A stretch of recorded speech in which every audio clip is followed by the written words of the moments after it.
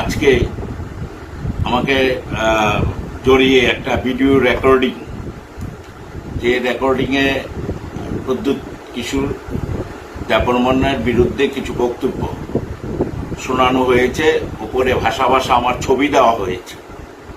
দুর্ভাগ্য, আমার রাজনৈতিক জীবনে 43-44 বছরের রাজনৈতিক জীবনে আমি কোনোদিন ব্যক্তিগত আক্রমণে বিশ্বাসও করি না।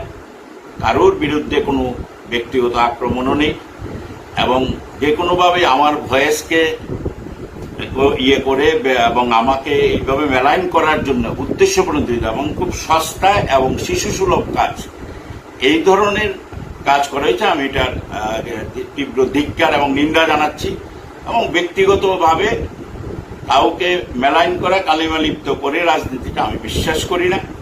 আমার হাই রিগার্স, রেসপেক্ট প্রত্যেকটা পলিটিশিয়ানের প্রতি আছে, প্রদ্যুৎ কিশোর দেববর্মনের প্রতিও আছে।